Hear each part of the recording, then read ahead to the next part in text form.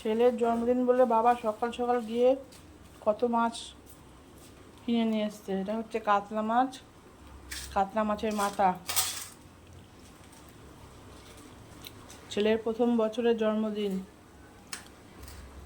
বাবা কত কিছু বাজার করে এনেছে।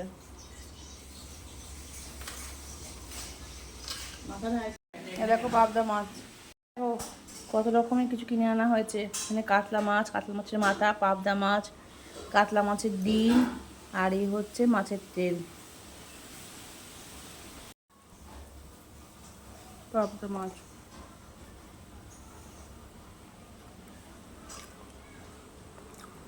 জন্মদিন বলে দিদা কি সুন্দর চাটনি করেছে, পুরো একবারে বিয়ে বাড়ির স্টাইলের, দারুণ সুন্দর, খুব সুন্দরটা ভাজা মশলার গন্ধ আসছে, খুব সুন্দর।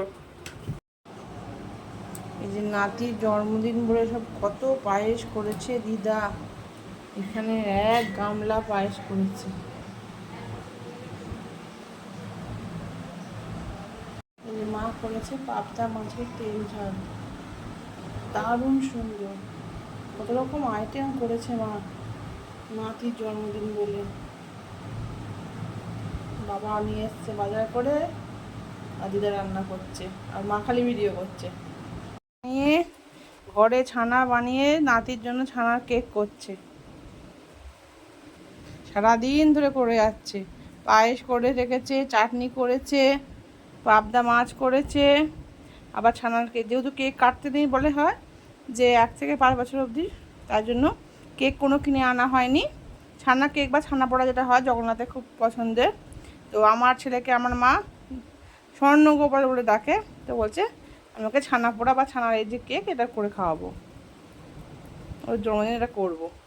ঠিক আছে করো, দিদাই সব করছে, মা ঘুরে বেড়াচ্ছে। ভাগ্য করে একটা এরকম দিদা পেয়েছে কি গো, আমি কিছুই করছি না, সত্যি বলতে সব মা করছে। বসিয়ে দিয়েছি এয়ার ফ্রায়ারে। সাধারণত আমি প্রেশার কুকারেই করি বা ননস্টিকের প্যানে করি, তো এয়ার ফ্রায়ারটা নতুন মা দিয়েছে বিবাহবার্ষিকীতে বলে ভাবলাম যে এখানেই তাহলে ট্রাই করে দেখি ছানা কেকটা কীরকম হয়। এটা কাটার পর মনে পড়ে যেতে যে ভিডিও করা হয়নি, ওই জন্য আবার ভিডিও করলাম। এই যে খুব সুন্দর হয়েছে কেকটা।